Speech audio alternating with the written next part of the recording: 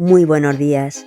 Les habla Cruces Aldea desde CLM Activa Radio para contarles que este programa habla de atrevernos, habla de arriesgarnos, de asomarnos a la historia del conocimiento, de las ideas. Habla de filosofía y de ese gran legado que nos dejaron tantos y tantos pensadores. Habla de quienes sí se atrevieron, exponiendo incluso su propia vida, porque ellos lo merecen y porque a ellos se lo debemos. Atrévete a pensar.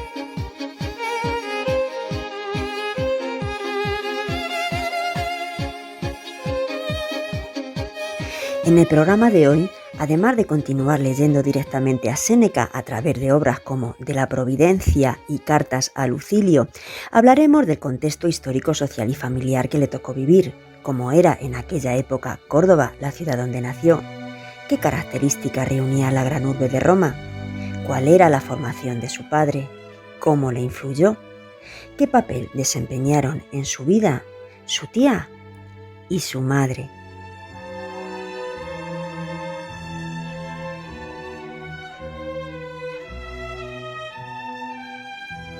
En la sección ¿Qué significa esta frase? Nos acompaña Rafael Guardiola, tremendamente popular y conocido en este mundillo. Preside la Asociación Andaluza de Filosofía y organiza allí la Olimpiada Filosófica desde hace 10 años.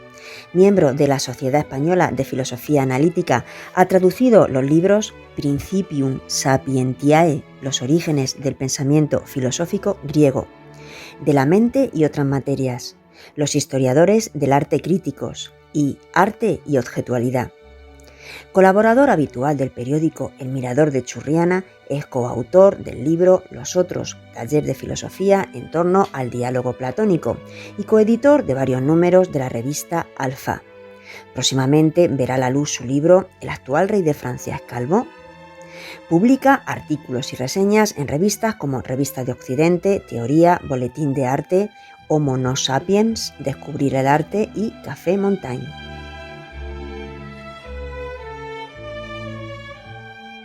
Ha participado también en proyectos de innovación e investigación educativa y en diversos grupos de trabajo sobre la práctica docente de la filosofía desde 1994. Su obra literaria y plástica ha permanecido inédita hasta la fecha, tal vez por miedo a ser expulsado de la polis, de acuerdo con las instrucciones de Platón. En 2015 recibió un homenaje por su trayectoria en la enseñanza por parte del Ayuntamiento de Málaga, sin haberse jubilado todavía ni haberse muerto.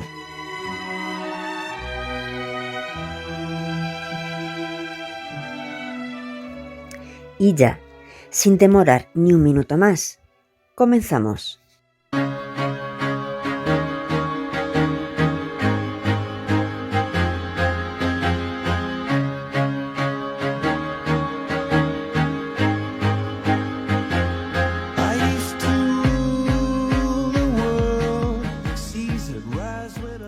Séneca nace en el 4 a.C. en un territorio conquistado y repoblado por una Roma que ha impuesto su dominio en toda la cuenca mediterránea por el sistema de sojuzgar al rebelde y pactar con el sometido.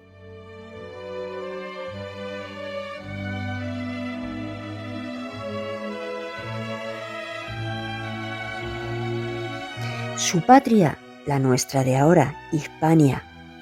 Al hijo de Córdoba, a Séneca, le tocó vivir en un sistema político donde la auténtica libertad había desaparecido.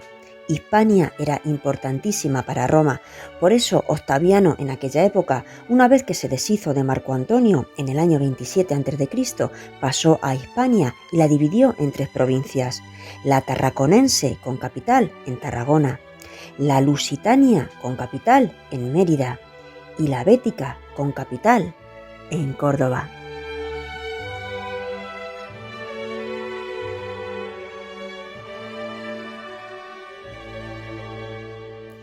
Córdoba, en esos momentos, con sus conciudadanos cansados ya de pasadas guerras, prospera.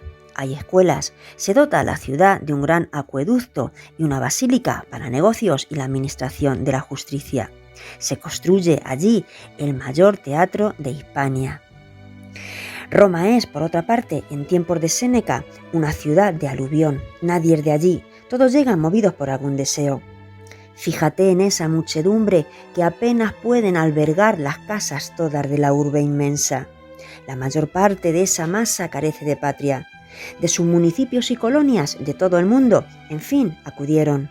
A unos los trajo la ambición, a otros el imperativo de tareas oficiales, a otros una embajada forzosa, a otros la vida regalada que busca un lugar oportuno y rico en vicios, a otros el deseo de hacer estudios, a otros los espectáculos. A algunos los arrastró la amistad, a algunos una laboriosidad en busca de materia amplia para demostrar su valía. Algunos trajeron su belleza para ponerla en venta, otros su elocuencia para lo mismo. No hay ninguna clase de hombre que deje de acudir a una ciudad que paga a buen precio el vicio y la valía. Reúne tú a todos esos y pregúntales de qué sitio es cada uno. Verás que la mayor parte ha dejado su patria para acudir a una ciudad más grande y hermosa, pero nunca suya.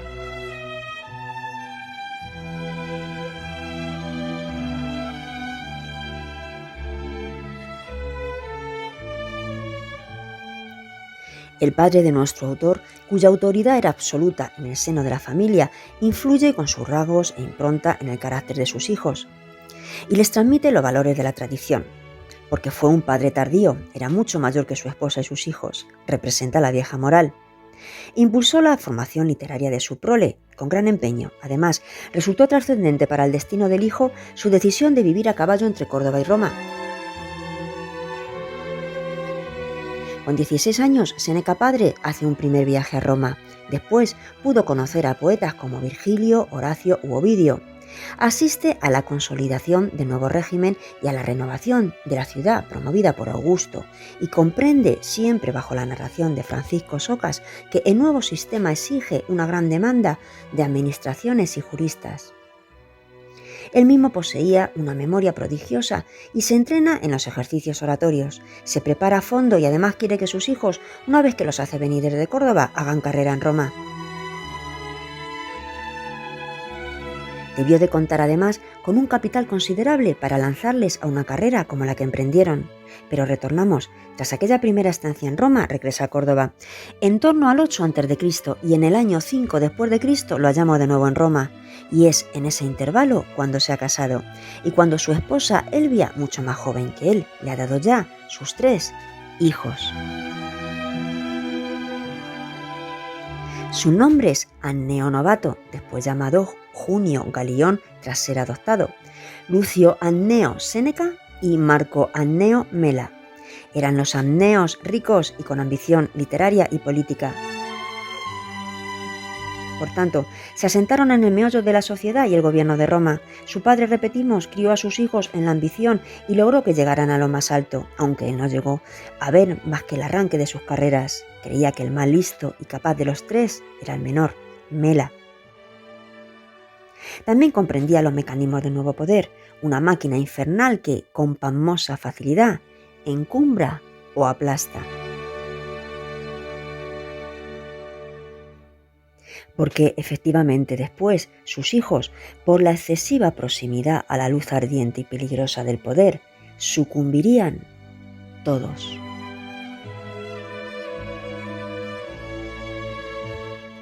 Más de 90 años vivió, murió en torno al 39 después de Cristo, en Córdoba, cuando ni siquiera aún la suerte y la desgracia de su prole había comenzado, porque al aspirar los 3 a una carrera política, en ella tendrán que temer lo mismo que esperan.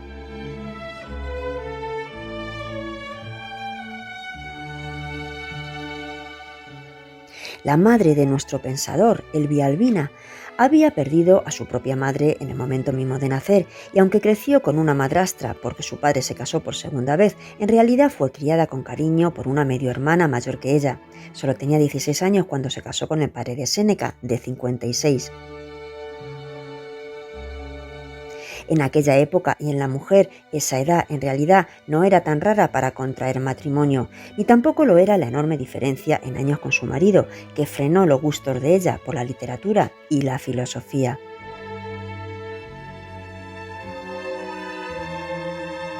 Aunque no llegaste a abarcar la totalidad de las buenas artes, las tocaste al menos en la medida en que te lo consintió el rigor chapado a la antigua de mi padre.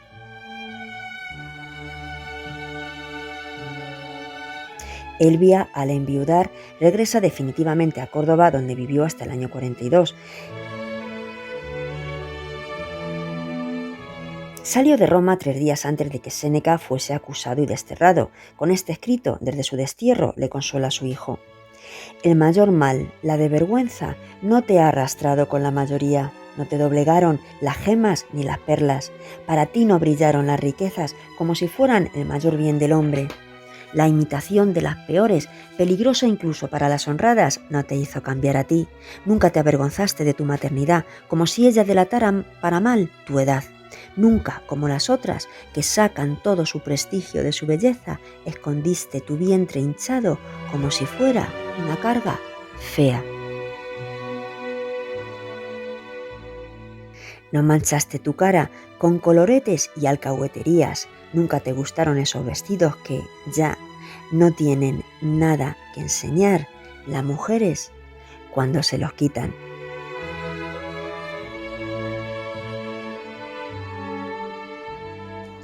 Por último, aquella hermana mayor de Elvia fue muy importante en la educación y en la carrera de nuestro pensador, mujer íntegra y discreta. Lo acompaña en su primer y definitivo viaje a Roma y le asiste en su salud.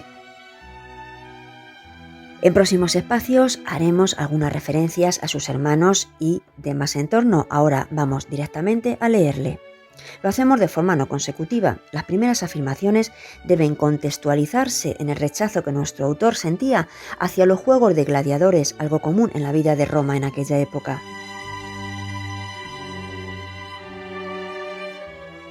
El trato con muchos es perjudicial. Ninguno deja de recomendarnos o inculcarnos o pringarnos sin que nos demos cuenta algún vicio.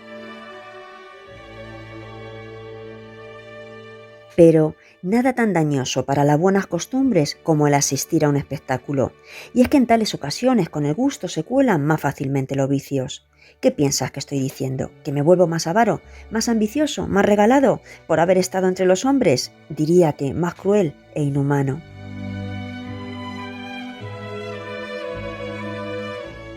De casualidad me hallé en el espectáculo de mediodía a la espera de algunas bromas, de bufonadas o de alguna diversión para que las miradas de los hombres descansen de la sangre humana. Es al revés, las luchas todas de antes fueron misericordia, ahora se dejan de tonterías y no hay más que puros homicidios. Por las mañanas arrojan hombres a los leones y los osos, por la tarde los arrojan a los propios espectadores.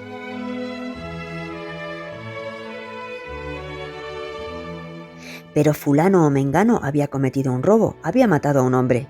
¿Y qué? ¿Mató a uno? Lo mató. Puesto que lo mató, ese merece sufrir tal cosa. Pero tú, desgraciado, ¿por qué mereces verla?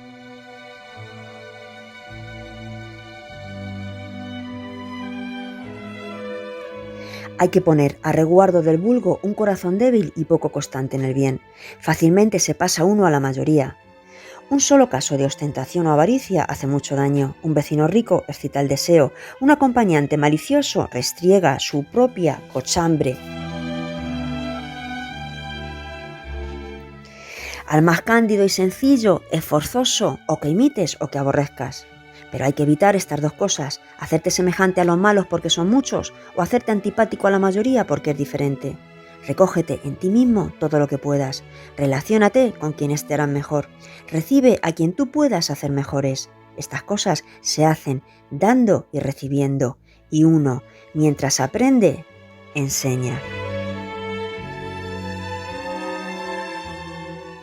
Me has preguntado, Lucilio, por qué, si el mundo es regido por una providencia, acaecen muchos males a hombres buenos.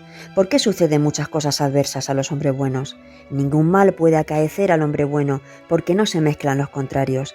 Así como tantos ríos, tantas lluvias caídas de lo alto no cambian el sabor del mar, ni lo atenúan siquiera, del mismo modo el ímpetu de la adversidad no trastorna el ánimo del varón fuerte. Permanece en su estado y todo cuanto le sucede lo cambia en su color, porque es más fuerte que todas las cosas externas. No digo que no la sienta, sino que la vence y además se levanta sereno y apacible contra las cosas que le atacan. Piensa que todas las adversidades son un ejercicio. Vemos a los atletas que cuidan de sus fuerzas, consienten ser heridos y vejados y si no encuentran adversarios de igual fuerza, pugnan a la vez con varios. Se marchita la virtud sin oposición. Conócese cuán grande es y las fuerzas que tiene cuando prueba en el sufrimiento lo que puede. Has de saber que esto mismo han de hacer los hombres buenos. No han de temer las cosas duras y difíciles, ni quejarse de lado. Lo que les acaeciere, ténganlo por bueno, conviértalo en bien. Lo que importa no es lo que te sucede, sino cómo lo lleves. Bien, paramos aquí porque es hora de iniciar nuestra sección. ¿Qué significa esta frase?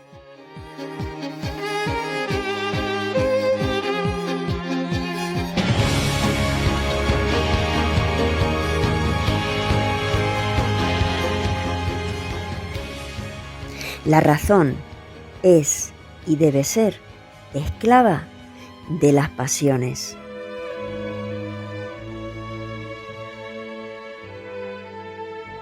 ¿Creen ustedes que se puede tener conocimiento del futuro?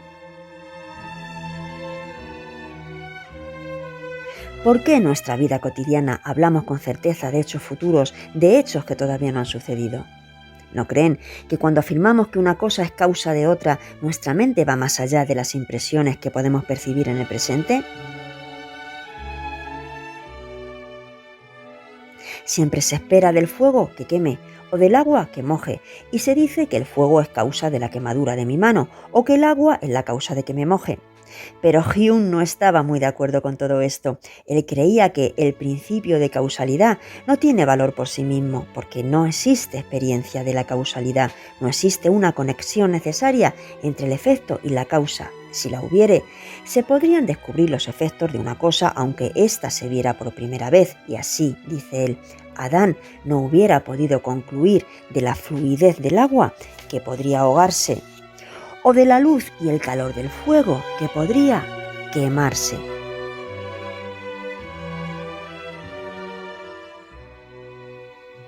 Es imposible demostrar, por tanto, que el futuro será semejante al pasado. Es imposible ir más allá de lo que está inmediatamente presente, y quienes creen en la causalidad y en que existe una conexión necesaria entre el efecto y la causa, se basan precisamente solo en eso, en una creencia, cuyo origen está en la costumbre y el hábito. Porque cuando dos cosas van habitualmente unidas, los hombres, dice Hume, se acostumbran a esperar que cuando algo ocurre la primera vez, ocurrirá siempre. La costumbre les hace esperar que el fuego les quemará siempre, pero es la costumbre, solo eso, lo que les hace confiar en que el curso de la naturaleza seguirá siendo como hasta el presente.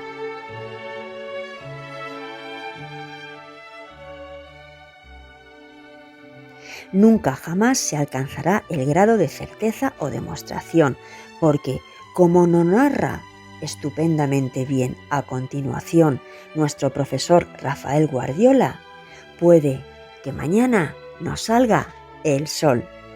Escuchamos.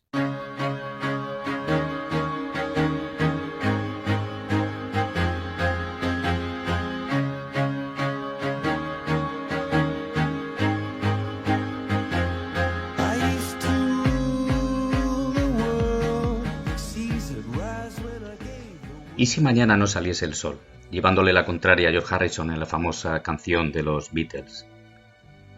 ¿Qué razones tenemos para pensar que el agua seguirá saliendo del grifo o el dinero del cajero automático?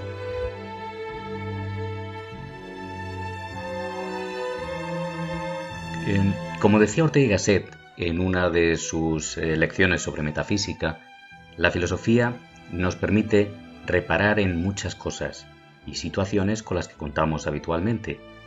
Pero tengan cuidado, no se pongan a reflexionar sobre los movimientos de sus pies mientras bajan una escalera, porque es altamente probable que tropiecen y se caigan.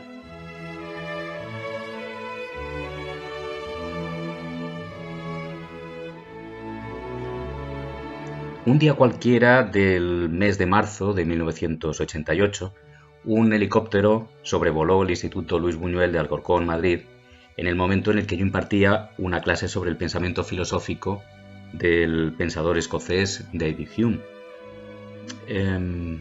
Lo hacía a los alumnos del último curso del bachillerato. En dicha ocasión me afanaba poniendo ejemplos para ilustrar la aguda crítica de este filósofo empirista a la idea racionalista de causa, una crítica demoledora que echaba por tierra uno de los goznes sobre los que había pivotado el pensamiento filosófico y científico occidental de corte determinista, hay que decir, e incluso la epistemología de los budistas. No es otro que el principio de causalidad. Según este principio, según el principio de causalidad, todo lo que sucede tiene una causa y causas semejantes, causas similares, producirán en el futuro efectos semejantes.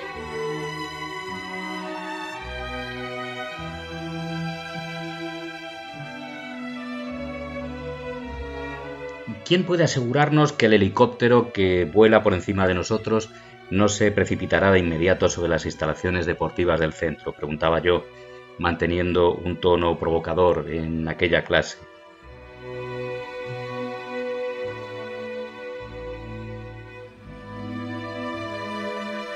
Mientras tanto, muchos de mis alumnos miraban el reloj con impaciencia y con desgana, hay que decir, esperando que sonara el timbre.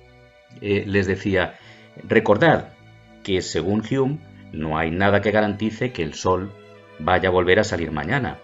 No hay seguridades en ninguna de las cosas que suceden en el mundo, si atendemos estrictamente a las leyes de la física o a las leyes de la lógica, frente a lo que postulan los seguidores fervorosos del principio de causalidad.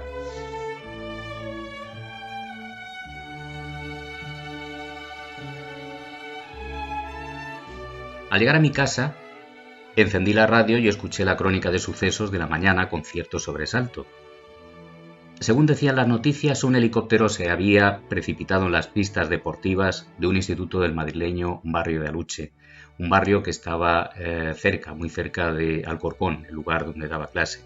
Un poco después, precisamente, de que sonara el timbre salvador en mi aula.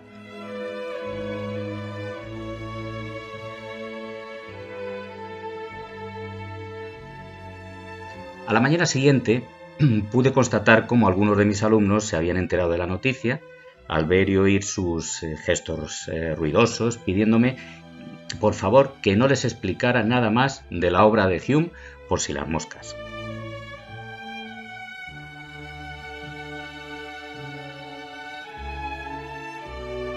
Para fastidiar, les comenté que no podíamos estar seguros de que el techo no se desplomase ipso facto sobre nuestros cuerpos serranos, o de que el suelo se abriese con la misma celeridad bajo nuestros pies, dejando, por ejemplo, al descubierto un cementerio indígena como sucede en la película Poltergeist.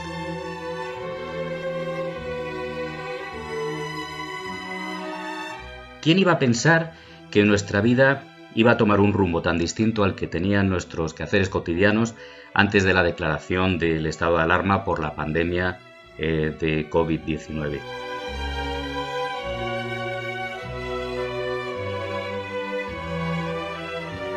De golpe y porrazo, la ciudadanía española se quedó huérfana de las tres grandes ideas de la Revolución Francesa, por obra y gracia de un coronavirus tan nivelador como lo es la muerte.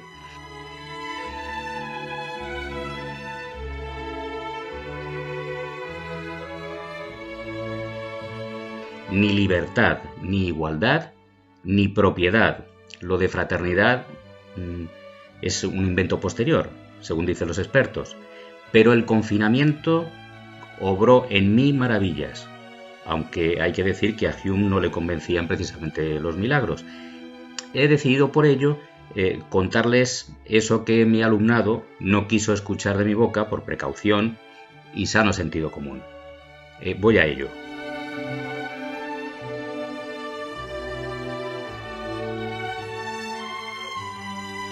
Aprovecho la ocasión para recordarles que el concepto o idea de causa habita en nuestros pensamientos casi de un modo automático.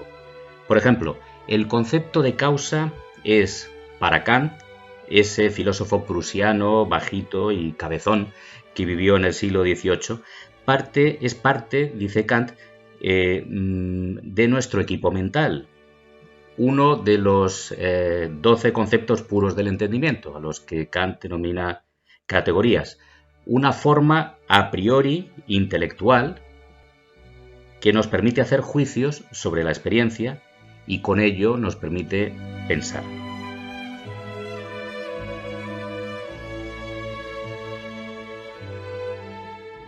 Por otra parte, para el filósofo griego Aristóteles, hijo de una estirpe de médicos macedonios, el objetivo de las ciencias no es otro que el descubrimiento de las causas, de los factores explicativos de lo que sucede.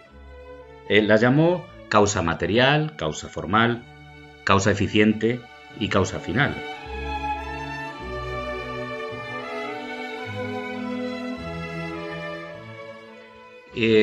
La física de Galileo, ya en el siglo XVI, se apropió en exclusividad de la causa eficiente y la biología de finales del siglo XIX reflexionó sobre la causa final aristotélica.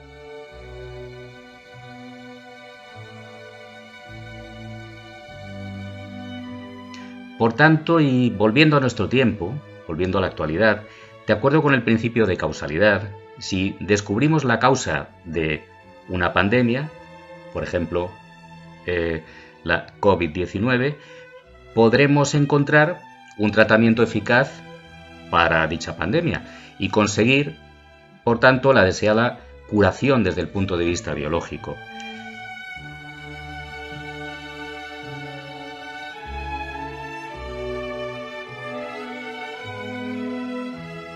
En cualquier caso, la curación del virus mental, que es otro tipo de virus asociado al coronavirus o a otra dolencia, pues es harina de otro costal.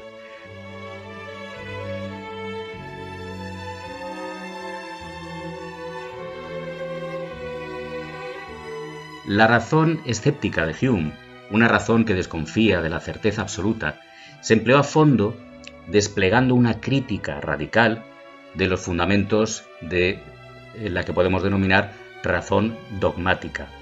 La muestra más genuina, más característica en la época en la que vivió el filósofo escocés es la metafísica racionalista de filósofos tan ilustres como Descartes, Spinoza o Leibniz.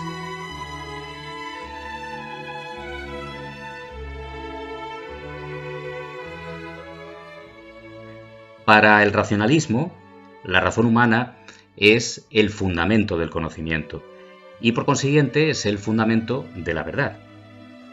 Pero las grandes ideas racionalistas, la idea de alma, la idea de Dios y la idea del mundo, que diseñaban un universo de sustancias, a decir del empirismo, son simplemente entidades abstractas. Bien, que es lo mismo que decir entidades que carecen de realidad, puesto que carecen de significado.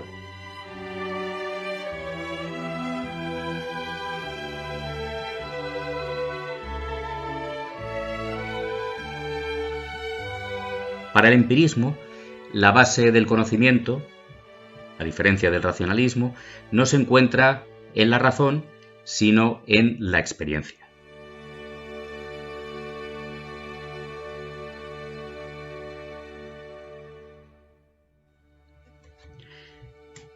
Alma, mundo y Dios, como he dicho anteriormente, son ideas abstractas.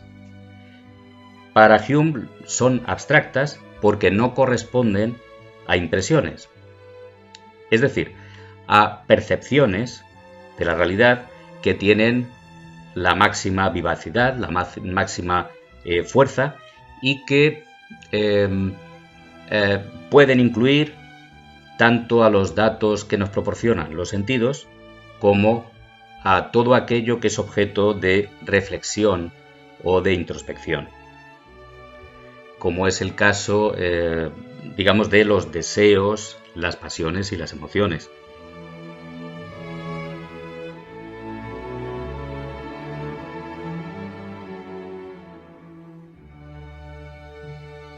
Por su parte, las ideas o pensamientos legítimos, válidos, ceñidos a la experiencia, o bien al campo de la matemática o de la lógica, son menos fuertes, son menos vivaces y son el producto del funcionamiento de la memoria y de la imaginación.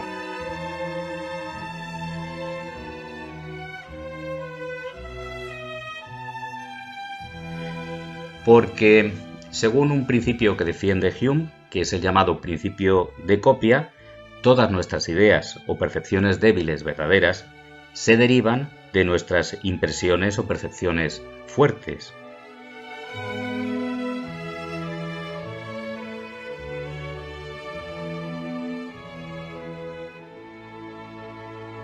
Es precisamente lo contrario de lo que propuso en el siglo V a.C. el filósofo ateniense Platón.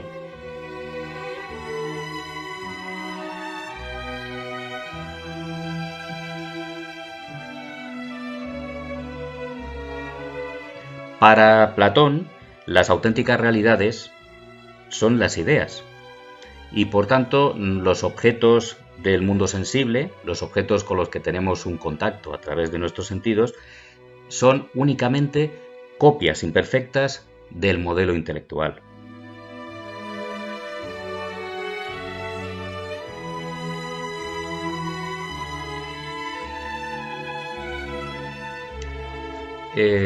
Por el contrario, como decía, según Hume, cuando no seamos capaces de encontrar datos sensoriales, sean externos o internos, de los que pueda derivar una idea, podemos asegurar que nos encontramos ante un concepto meramente metafísico, carente de significado, y por tanto que es ajeno al edificio de la ciencia.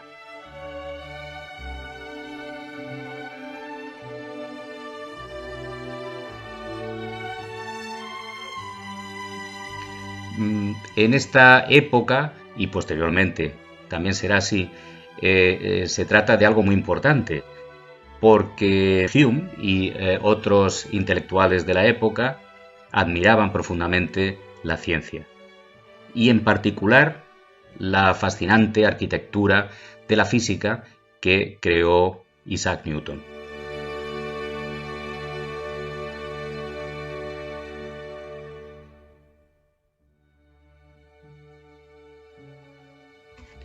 Pues bien, con los conceptos o ideas formulamos juicios y con ello rubricamos nuestra actividad cognitiva. Es decir, cuando pensamos, según Hume y posteriormente según Kant, hacemos juicios como, por ejemplo, la nieve es blanca. Y según Hume, hay juicios que carecen de significado, que contienen términos singulares, términos que se refieren a realidades concretas, a los que no corresponde ninguna idea formada a partir de impresiones de nuestra experiencia posible, como por ejemplo, pues el hombre lobo se pasea todas las noches por Daimiel, aunque no tenga que comprar pan, ir a la farmacia, comprar tabaco, sacar dinero del cajero automático o tirar la basura.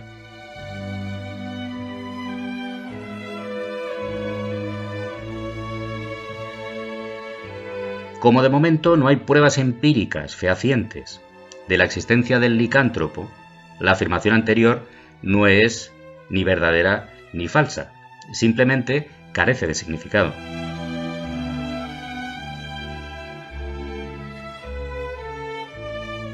Pero si queremos hacer ciencia o llevar una vida razonable, nuestro pensamiento se poblará de juicios significativos. Esos juicios que sí pueden ser verdaderos o falsos.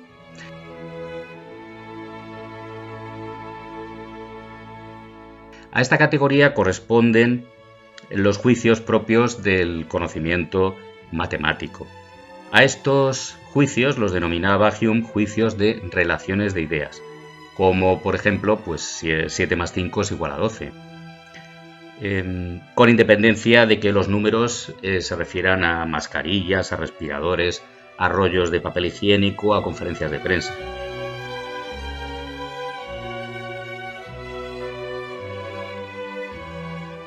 Y también tiene significado y por tanto verdad o falsedad los juicios que hacemos sobre hechos de experiencia o juicios de cuestiones de hecho, como por ejemplo los cuerpos sólidos se dilatan con el calor, o en este preciso instante estoy pensando en David Hume y llevo 6 días sin cortarme las uñas de los pies.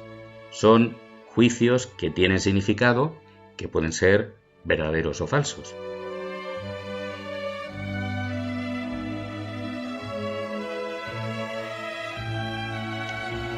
El problema de la causalidad no era, ni es, me atrevo a decir, un problema filosófico menor. Recuerden lo que dije al principio. ¿Y si mañana no saliese el sol?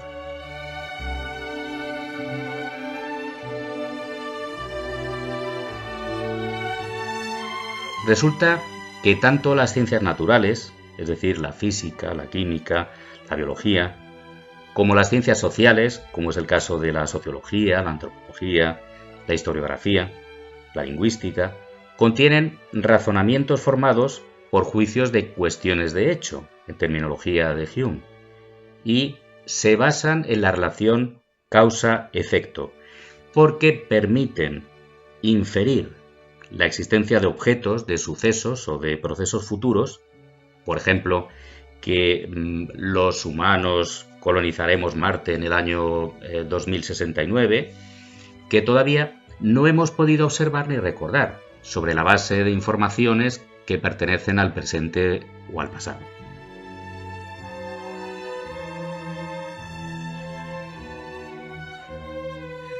Por otra parte, la idea de causa es el fundamento de los llamados razonamientos inductivos, es decir, aquellos razonamientos que permiten extraer una conclusión universal a partir de datos particulares.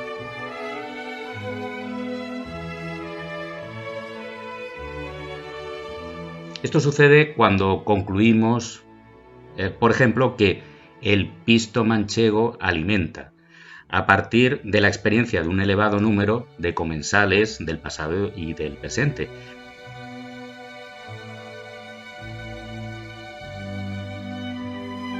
En cualquier caso, la cosa no es tan fácil como parece. ¿Qué pasaría si alguien sazona nuestro pisto con cianuro de manera voluntaria o de manera involuntaria? ¿Seguiría saliendo el sol para nosotros?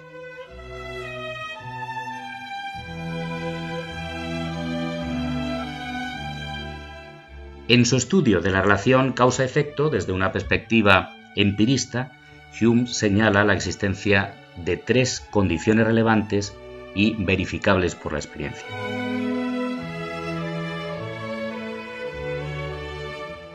Entre lo que denominamos causa y lo que denominamos o tenemos por efecto, hay una relación, en primer lugar, de cercanía en tiempo y lugar.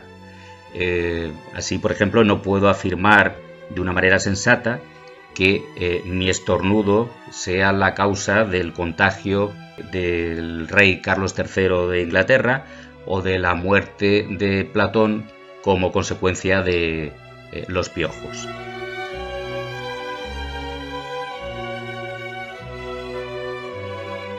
En segundo lugar, desde el punto de vista empírico, la causa es anterior al efecto, teniendo en cuenta el tiempo. Desde el punto de vista temporal, repito, la causa es anterior al efecto. De este modo, una multa no es anterior a la infracción que pueda cometer un conductor ebrio.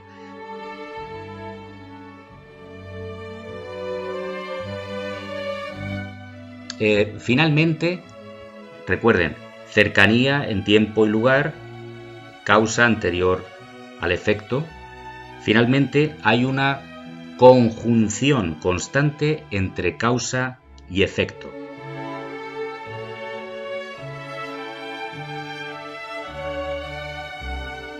¿Qué quiero decir con esto? Pues que hay fuego y hay humo, como garbanzos y tengo gases. Precisamente esta última condición es la que constatamos por medio de la experiencia y es la clave de la argumentación de Hume.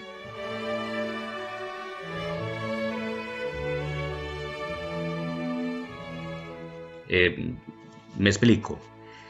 La idea racionalista de causa, la idea como la entiende por ejemplo el filósofo francés Descartes, implica la idea de conexión necesaria y real entre causa y efecto. No simplemente una conjunción constante, que ocurra una cosa y la otra, sino ocurre una cosa y necesariamente ocurre la otra.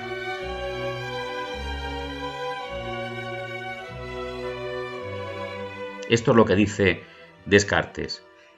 Así, si me besa apasionadamente en la boca una atractiva joven contagiada por COVID-19, pues el resultado del test chino al que me someta dará necesariamente positivo.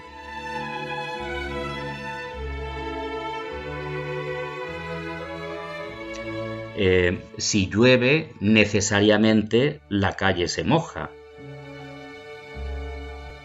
Si me como 6 cachopos de una sola sentada, tendré indigestión. Pero, según David Hume, la experiencia únicamente establece que existe una conjunción constante entre sucesos, una sucesión constante entre ellos en el pasado. Es decir, ocurre una cosa y ocurre otra, nada más.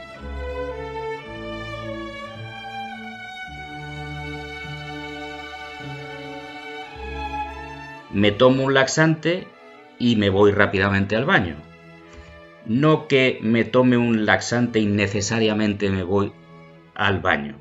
En consecuencia, las ideas de causa y conexión necesaria no son ideas verdaderas.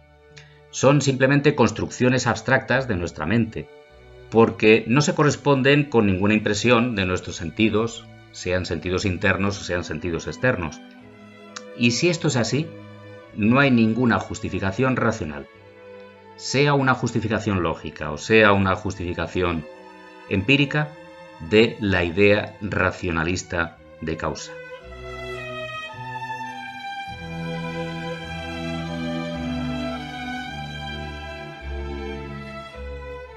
De este modo, piensa Hume, nuestro conocimiento racional de los hechos se limita exclusivamente a las impresiones actuales y también a nuestras ideas pasadas o recuerdos.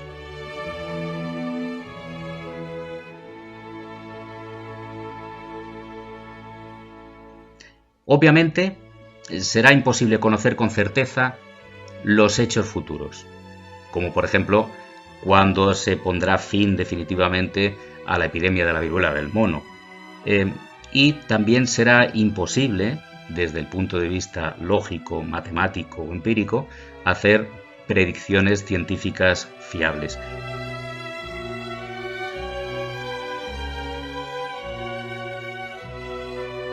No obstante, el análisis de Hume no nos deja totalmente desamparados, al borde de un suicidio, una especie de suicidio cognitivo en un mundo donde no hay certezas absolutas. En un viraje digno del mejor de los magos del escepticismo moderado, el filósofo escocés rebaja sus exigencias para proponernos un pensamiento cercano a nuestra vida cotidiana. Aunque no hay una justificación racional, sí existe una justificación práctica de la creencia en la existencia de relaciones causales.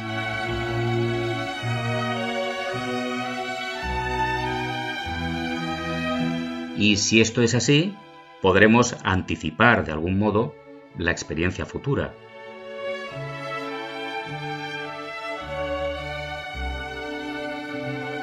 Y es que, según Hume, tenemos la costumbre, la disposición, el hábito de esperar que los sucesos futuros sigan los mismos patrones de la experiencia pasada.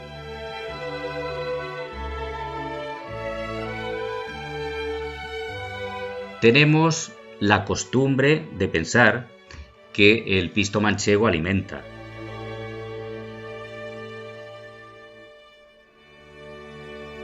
Que el sol volverá a salir mañana. O que el mundo seguirá existiendo después de la viruela del mono. Nuestro conocimiento del mundo, por tanto, es un proceso de habituación, un proceso de creación de hábitos perceptivos. Y precisamente de ello, de estos hábitos perceptivos que generamos, depende nuestra supervivencia.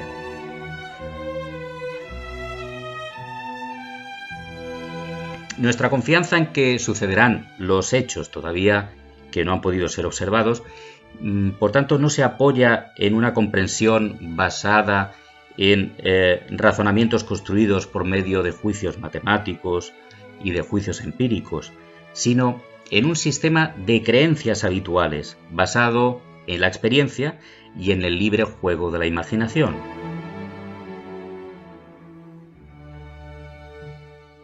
En definitiva, se trata de fomentar el cultivo de una vida sensata y duradera a la que, curiosamente, se refiere la canción de los Beatles, gracias a un buen equipo de creencias razonables, de seguridades probables.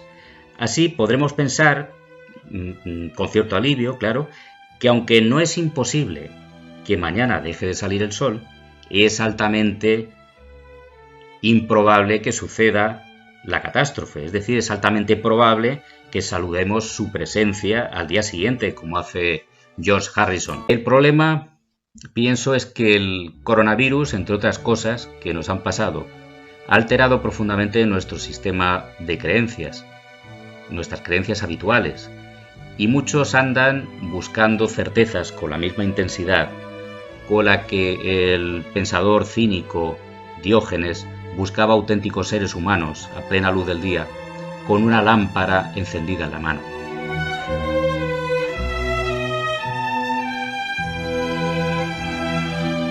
No hace mucho tiempo habrían detenido a Diógenes por saltarse el confinamiento, denunciado por los nuevos policías de los balcones. Tal vez sería la prueba más fiable de que las grandes ideas de la Revolución Francesa siguen vivas a pesar de su naturaleza abstracta.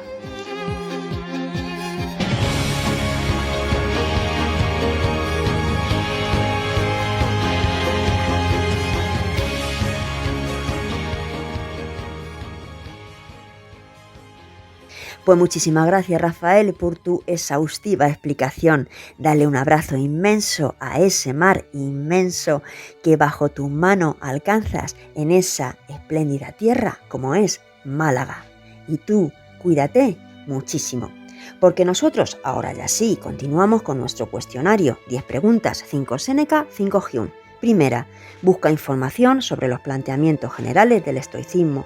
Segunda, resume el contexto histórico, social y familiar que rodeó a Séneca y cómo le influyó en su posterior formación y pensamiento. Tercera, piensa que todas las adversidades son un ejercicio, dice nuestro autor.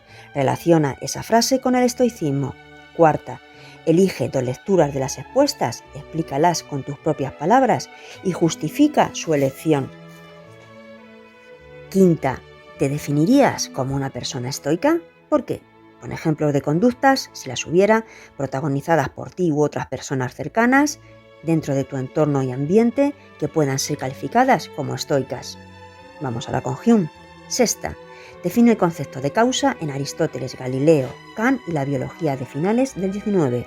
Séptima, ¿qué diferencias existen entre el racionalismo y el empirismo respecto a cómo conciben la base o el fundamento de conocimiento?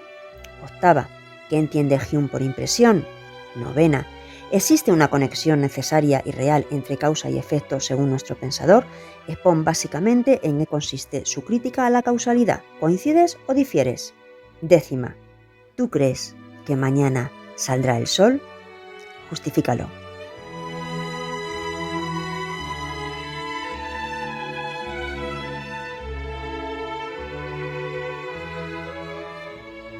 Bien, estamos acabando, por eso hablamos ya de ideas para leer.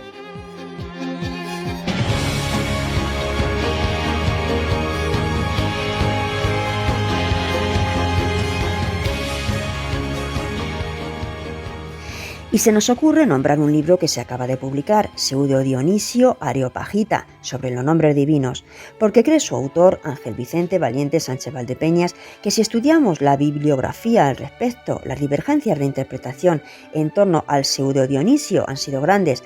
Por eso, partiendo de su propia traducción, intenta poner orden y defiende lo siguiente: que el fin principal de quien escribió este tratado es hacer frente a algunas amenazas que piensa pueden afectar al cristianismo, que utilizó el anonimato y se hizo pasar por el famoso Dionisio el Areopagita porque aquella época era de grandes controversias teológicas y se perseguía sin escrúpulos a quienes escribían textos poco ortodoxos, que especialmente preocupado por las disensiones en torno a la cristología y la deriva que habían adoptado los seguidores de Orígenes de Alejandría, afronta estos problemas y aporta su opinión utilizando los recursos de la filosofía platónica. Hablamos exactamente del neoplatonismo.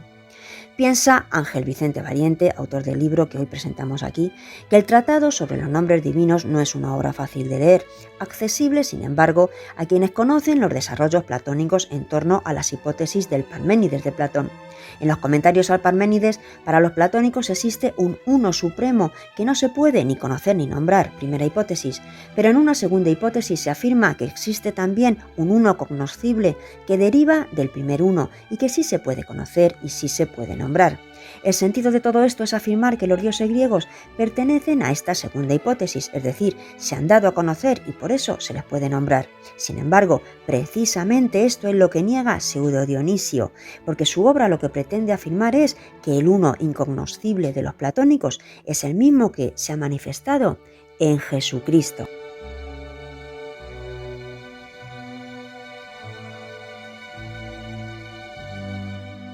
Y bien, esta sección cada día se extiende más y más. Nos pregunta, por ejemplo, Damaso Piñero Medina, si podemos informarle sobre cafés filosóficos online, abierto a participantes.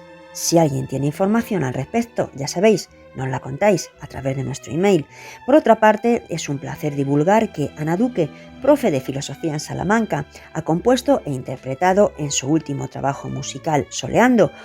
Por otra parte, y de cara a un futuro, algo muy importante a retener, a partir del próximo espacio, este aún no, cambiará el día de emisión y así los próximos programas se emitirán los últimos domingos de cada mes a eso de las 10 de la mañana en directo a través del 107.8 de la frecuencia modulada, online simplemente escribiendo en la web Radio Daimiel, insertada en la página web del Ayuntamiento de Daimiel, www.daimiel.es.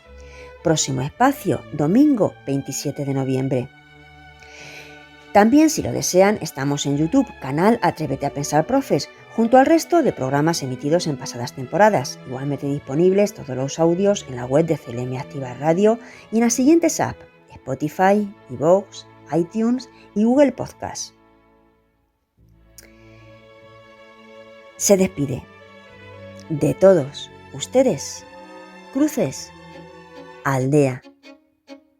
Que sean felices.